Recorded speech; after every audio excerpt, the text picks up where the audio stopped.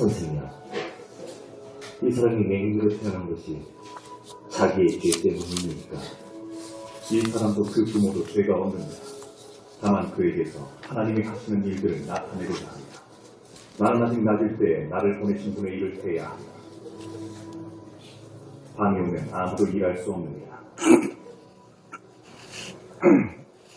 내가 세상에 있는 동안에는 내가 세상의 빛이니라.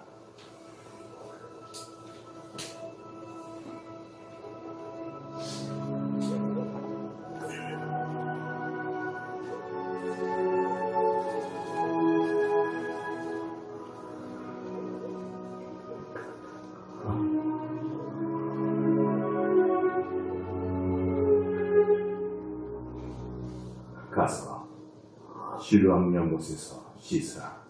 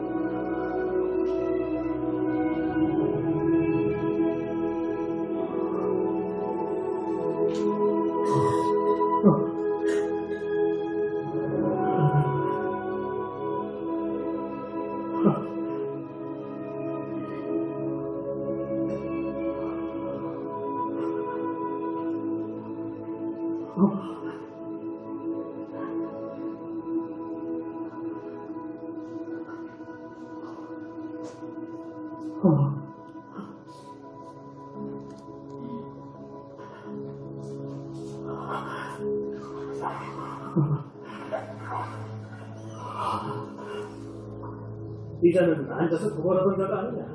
맞도다. 아니라 그저 비싼 사람이야. 내가 그러다 어떻게 돈을 떴느냐?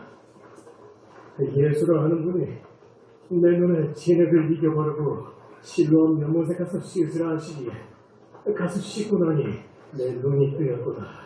그는 어디 있느냐? 모르겠도다. 예, 여기까지 봅시다. 네가 어떻게?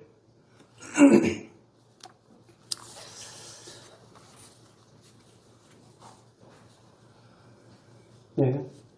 오늘 제목이 뭡니까? 네. 어둠 속에 임한 세상의 빛. 영상을 닫아야 될 거예요. 그래야지 PPT가 제가 보는 화면으로도 보입니다. 전 작은 소재 있죠? 작은 소재 또 한번 읽어볼까요? 시작. 고난의 이유를 묻는 세상에서 하나님의 목적을 발견하다. 어떻게 보면 이 소경에 그러했죠. 여러분, 어느 청년이 있었습니다. 그는 사업에 실패하고 모든 것을 잃었어요.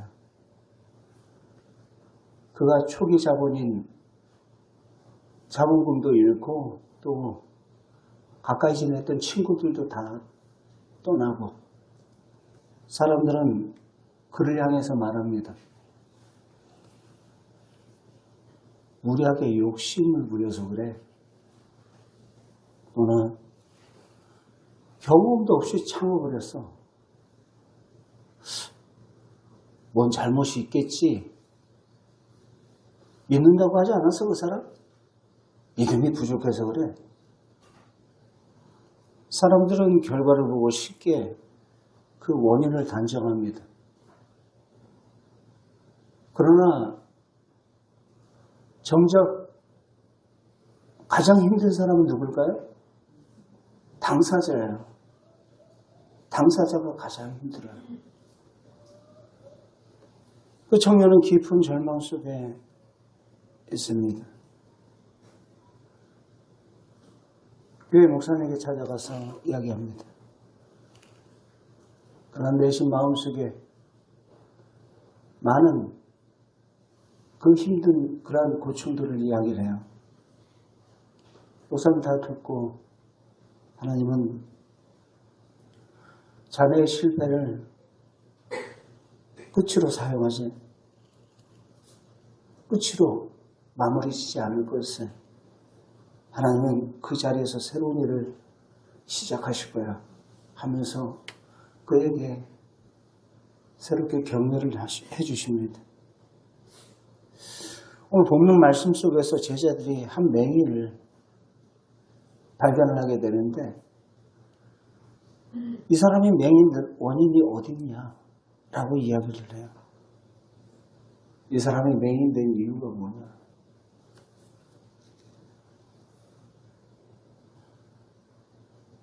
누구의 죄 때문이냐? 라는 것이죠. 그의 죄 때문입니까? 아니면은 그의 부모의 죄 때문입니까? 그러나 주님의 시선은 달랐습니다.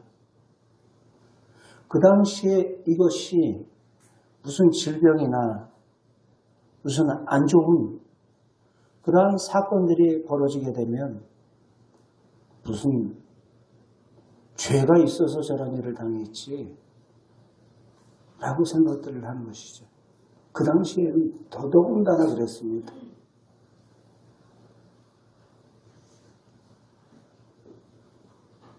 요즘은 그렇지 않죠. 만약에 누가 암이나 걸렸다 싶은 생각해 보십시오. 무슨 큰 잘못을 해서 스스로가 죄인처럼 그렇게 쉬쉬하는 그런 시대는 아닙니다. 그러나 은연중에 밑바닥에 깔려있는 것이 무엇입니까?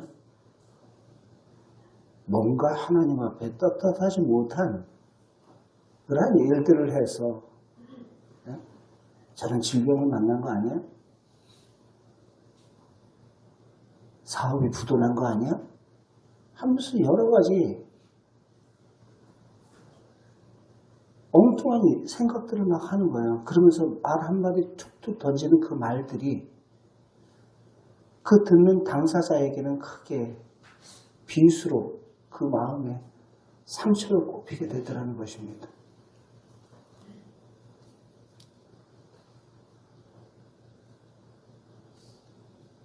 고난의 이유를 물어요. 왜 그렇습니까? 라는 거죠. 제자들도 지금 이거를 묻고 있어요. 근데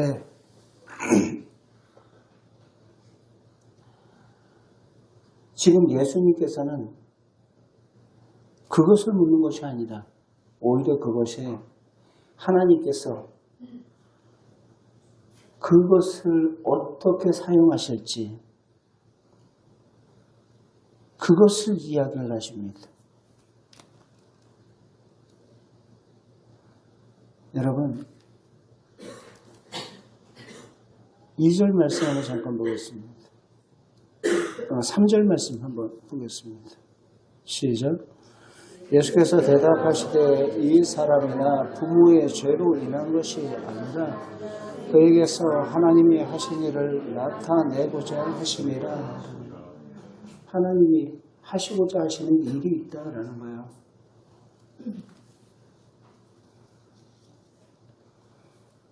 당시 유대사회에서는 질병이나 장애를 가지고 태어났다 생각을 하면 그 당시에는 죄의 결과로 여겨졌던 그러한 인식이 강했던 시대가 바로 그 시대입니다. 그래서 누군가가 고통 가운데 있으면 먼저 죄를 의심해요.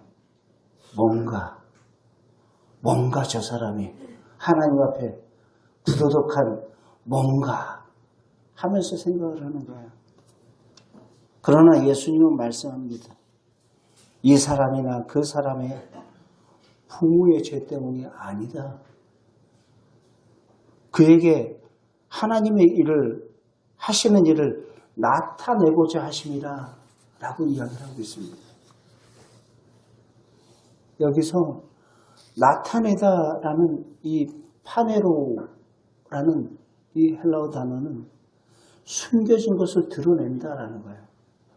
하나님께서 숨은 그 뜻을 드러내기 위함이야. 보이게 하기 위함이야. 분명하게 나타낸다라는 거예요. 마치 커튼이 쳐져 있을 때는 커튼 뒤에 뭐가 숨겨졌는지 우리는 몰라요. 그러나 커튼을 딱 걷을 때 커튼 뒤에 분명히 무언가 감춰놓은 것이 숨겨놓은 그 하나님의 뜻이 있다라는 것이죠. 예수님은 이 맹인의 인생을 통해 하나님의 능력과 은혜를 드러내시기를 원하셨던 것입니다. 사랑하는 성도 여러분, 우리는 종종 고난 앞에서 이유만 찾습니다. 왜 이런 일이 나한테 생겼지? 라는 거죠. 내가 뭐 잘못했다고? 왜 하필이면 나냐? 왜 하필이면 왜 이 질병이? 난 다른 사람 이야기인 줄 알았는데 자기 사건이 돼버린 거예요. 그러한 일들 여러분들 우리는 경험하지 않습니까? 하나님 왜 이런 일을 우리 가정에 허락하셨습니까? 라는 거죠.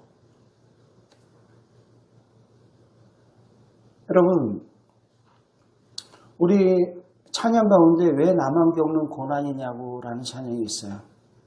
왜? 라는 거죠. 힘든 그 순간에 모든 시선이 넘어진 그 사건에 나를 넘어뜨린 그 돌부리에 가 있는 거예요. 그 찬양 가사 가운데 왜 나만 겪는 고난이냐고 라는 그 가사 가운데 고난의 뒤편에 있는 주님이 주신 축복 미리 보면서 감사하세요 라는 그 가사 내용이 있습니다. 지금은 한숨이고 지금은 원망이고 불평이지만 그 고난 이면에 그 아픔 이면에 또한 하나님께서 감춰놓으신 예배해 놓으신 그 축복과 은혜가 있는 줄 믿으시기 바랍니다. 왜 이러한 일이 생겼을까? 하나님은 우리의 아픔 속에서도 하나님의 일을 이루고 계십니다. 여러분, 성경에 보면 많은 인물들 있죠. 그 인물들 하나같이 탄탄대로를 달렸던 사람들 아닙니다. 요셉도 억울하게 팔려갔어요. 그것도 누구의 손에요? 자기 형제들의 손에 팔려서 결국은 팔려 그 애굽까지 갔잖아요. 결국은 그곳에서 하나님께서 계획하신 것이 무엇입니까? 애굽의 총리에 앉혀서 그 자기의 야곱의 그 모든 그 가족 식구들을 구출해 내기 위하여서 앞서 나를 하나님께서 이곳에 보내셨습니다. 라고 그가 고백을 합니다. 그 당시 상황은 고통스럽고 괴롭고 힘들고 배신감이 그 마음 가운데 이를 말할 수가 없었겠죠.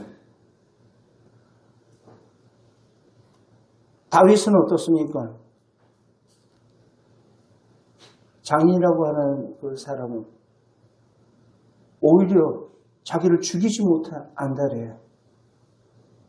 결국은 광야를 전전하며 그 떠돌이처럼 그렇게 떠돌아다닙니다. 광야의 시간을 지난 그 고통의 시간들, 어찌 보면 그 시간이 없었다면 다윗은 성군으로서 다윗 되지 못했을 것입니다. 바울 역시 마찬가지예요. 복음의 사도로서 그런 복음을 전하면서 숱한 감옥을 그리고 많은 39에서 하나 감한 그러한 매를 맞고 동족인 유다인들에게 오히려 쫓아다니면서 그를 방해하고 그를 모욕하며 저주하며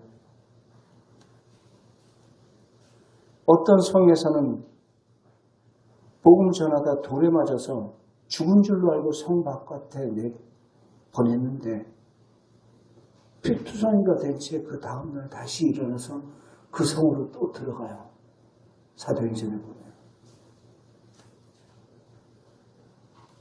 결국은 그와 같은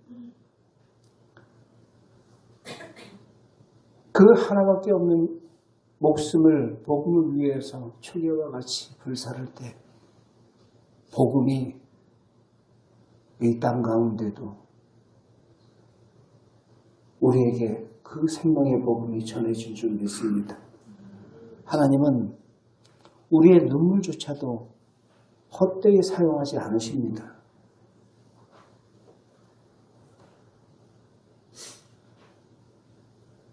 마치 그 시간들은 아픈 시간이고 고통의 시간이고 잊고 싶은 그러한 시간일지 모르지만 오히려 그 시간들을 통해서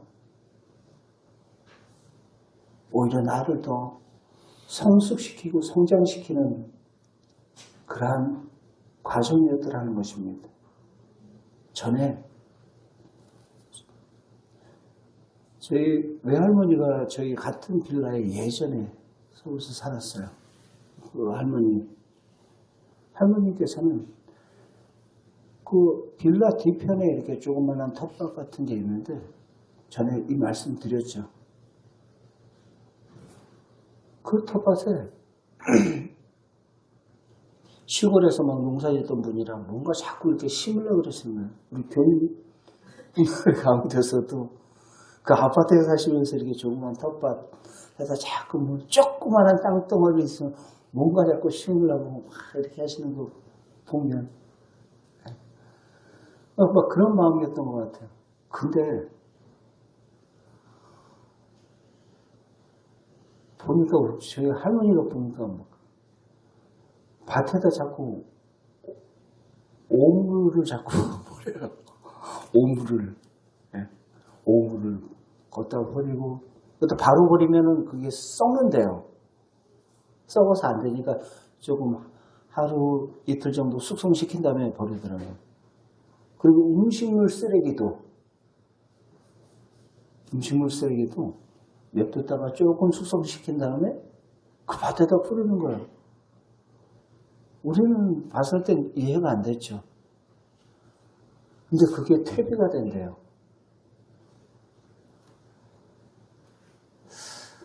여러분, 우리에게 있어서 마치 쓰레기와 같고 없었으면 하는 그러한 사건들과 또한 그러한 아픔들이 있는 일들이 있습니다. 그러나 오히려 하나님께서는 그런 아픔의 시간, 고통의 시간, 그 기다림의 시간들을 통해서 그것이 자양분이 되어서 그 식물을 성장하게 하는 것처럼 우리의 신앙을 또한 그러한 고통의 시간, 인고의 시간을 통해서 우리에게 아름답게 열매 맺는 그러한 삶으로 성숙시켜 주실 줄 믿습니다. 결코 필요 없는 시간이 아니다라는 거예요. 하나님은 우리의 눈물조차도 헛되이 사용하지 않으십니다. 예수님은 5절에 선언하고 계세요. 뭐라고 선언하십니까? 내가 세상에 있는 동안에 무엇이래요? 세상의 빛이다 라고 이야기를 하고 있어요. 내가 세상의 빛이다. 이 빛을 헬라어로 포스라고 그래요. 포스. 우리 그런 표현 많이 하죠. 저 사람에게 포스가 느껴져 라는 표현들을 많이 합니다. 마치 그 사람에게서 포스가 느껴지는 것처럼. 바로 예수님께서 우리 청년들에게 아우라라고 이야기할까요? 그러한 포스, 나는 세상의 빛이다라는 거예요. 이 빛은 단순한 밝음을 이야기하는 게 아닙니다. 그러면서 나는 세상의 빛이다 라고 말씀을 하시면서 그 소경의 눈에 진흙을 바르십니다. 말씀으로 천지를 창조하신 하나님이세요. 그죠? 예수님께서 말씀으로 안진뱅이도 일으키셨어요. 말씀으로 나사로를 살리셨어요. 말씀으로 하실 수 있는데 왜 굳이 그 진흙을 예수님께서 사용하셨느냐라는 거예요. 이 장면은 창세기 2장을 떠올리게 합니다. 하나님께서 사람을 흙으로 창조하셨어요. 예수님은 지금 새로운 창조를 지금 행하고 계시는 것입니다. 예수님은 말씀합니다. 내가 세상의 빛이라고. 맹인은 태어날 때부터 어둠 속에서 살았어요. 빛이라는 것을 몰라요. 빛을 본 적도 없어요. 색깔을 본 적도 없어요. 색깔을 구별할 수도 없어요. 부모의 얼굴도 본 적 없습니다. 그런데 세상의 빛이신 예수님께서 그에게 찾아오셨어요. 예수님은 침으로 진흙을 이겨서 그의 눈에 바르셨습니다. 이 장면은 창세기 2장을 떠올리게 해요. 하나님께서 흙으로 사람을 지으시듯 예수님께서 지금 맹인의 눈을 새롭게 하십니다. 이건 단순한 치유가 아니라 바로 새 창조입니다. 바로 예수님은 맹인의 눈만 여신 것이 아니라 그 인생을 빚으시고, 여러분, 우리도 마찬가지예요. 죄로 인해서 하나님을 보지 못하고, 은혜를 받아도 은혜를 깨닫지 못하고, 소망을 보지 못할 때가 있습니다. 그러나 예수님은 그 어둠 속에 들어온 빛처럼 그 소경에게 찾아와 바로 그리스도가 임하시니까 그의 눈이 떠지게 된 것입니다. 여러분, 우리는 때론 영적인 맹인처럼 살아갑니다. 하나님이 안 보일 때가 있어요. 미래가 안 보일 때가 있어요. 소망이 보이지 않을 때가 있습니다. 마치 맹인처럼, 눈뜬 소경처럼. 여러분, 죄로 인해서 하나님을 보지 못하는 우리의 인생에게 찾아오신 그 주님,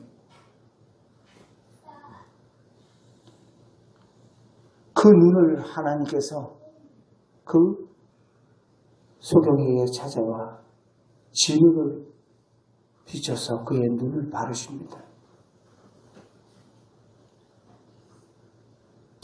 단순한 치유의 목적만이 있는 것이 아니라 바로 그를 새롭게 창조하시겠다라는 거예요.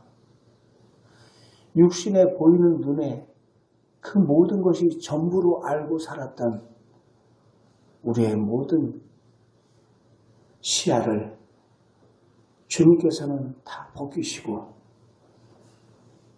바로 영적인 시야로 바로 그 나라를 소망하도록 우리를 눈뜨게 해주신 줄 믿습니다. 예수님은 그 소경에게 말했습니다. 실로암 못갓에 가서 씻으라. 여러분, 그 맹인의 입장에서는 이해하지 못했을 거예요. 귀는 말짱했으니까 예수님에 대한 소문은 익히 들어서 알고 죽은 자도 살리고 그리고 안진병이도 일으키고 문둥병도 낫게 하고 하시는 그 하나님의 능력을 그는 알았거든요. 근데 굳이 왜 진흙을 눈에다 침을 발라서 진이겨서 바르냐는 거예요. 그리고 왜 실로암의 물가에 가서 씻으라고 이야기했냐라는 거예요. 실로암의 뜻이 뭐라고요? 보냄을 받았다라는 거예요. 보냄을 받았다.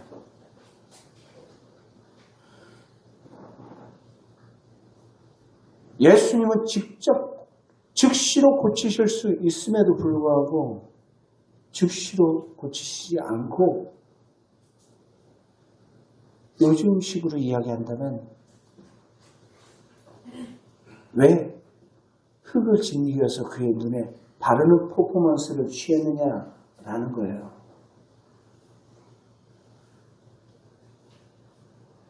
그는 따지지 않습니다. 왜? 왜? 이 뭡니까?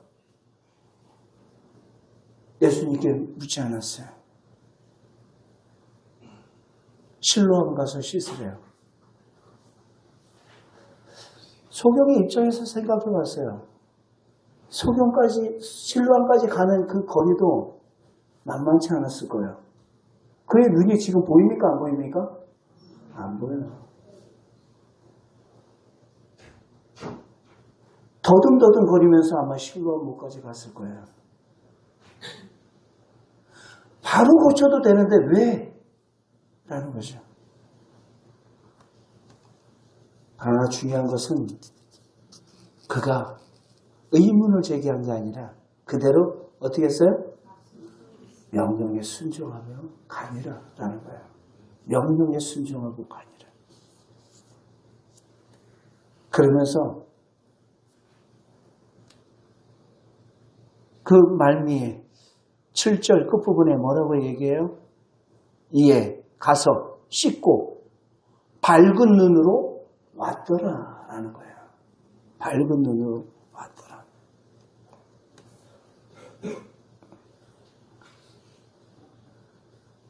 신앙생활 하면서 우리는 우리들 스스로가 참 많은 의문을 제기할 때가 있습니다. 믿음은 모든 것을 이해한 후에 움직이는 것이 아닙니다. 하나님의 말씀을 신뢰하며 걸어가는 것이 바로 믿음입니다. 여러분, 아브라함도 갈 바를 알지 못하고 떠났다고 했어요. 베드로도 말씀을 의지하여 난 어부입니다. 그렇지만 주님께서 말씀하시기에 말씀에 의지하여 내가 그물을 내리리이다. 베드로는 또한 말씀에 의지해서 어떻게 합니까? 모든 제자들이 유령이다라고 소리칠 때 주님 말씀하옵소서 내가 죽게 나아가겠나이다. 풍랑이는 그 바다로 배에서 내려서 예수님께 나아갑니다. 순종은 기적의 문을 여는 열쇠인 줄 믿습니다. 오늘 하나님께서 우리에게도 실로암으로 가라 말씀하실 수 있습니다. 용서하라고 하실 수 있습니다. 그 사람 용서해라. 기도하라 라고 하실 수 있습니다. 다시 시작해라 라고 하실 수 있습니다. 포기하지 말라 라고 하실 수 있습니다. 그때 이해타산, 계산보다 순종을 선택할 수 있기를 바랍니다. 하나님은 순종하는 사람을 통해서 역사하십니다. 우리가 믿음으로 순종하며 나아갈 때 그 믿음의 발걸음 한 발 한 발 순종하며 나아갈 때 하나님의 일하심과 하나님의 역사하심이 여러분들의 신앙 가운데, 여러분들의 가정 가운데 저와 여러분들이 그의 살아계심을 경험하게 될 줄 믿습니다. 우리 인생들의 그 어둠도 하나님의 영광이 될 수 있다는 것을 명심하시기 바랍니다. 나에게 있어서 어둠이지 하나님께서는 그 어둠조차도 바로 당신의 영광을 위하여서 주님께서는 사용하시다는 것입니다. 오늘 말씀 속에서 3절에 그 말을 하신 거예요. 이 사람의 죄 때문도 아니야. 이 사람의 부모의 죄 때문도 아니야. 오직 하나님의 바로 이를 나타내고자 합니다. 하나님의 영광을 위하여서 지금 그를 들어 사용하는 거야. 라는 것입니다. 사랑하는 성도 여러분, 맹인은 평생 어둠 속에 살았습니다. 한 번도 눈 떠본 적이 없다고 성경은 분명하게 우리에게 말하고 있어요. 그러나 그 어둠은 그의 끝이 아니었습니다.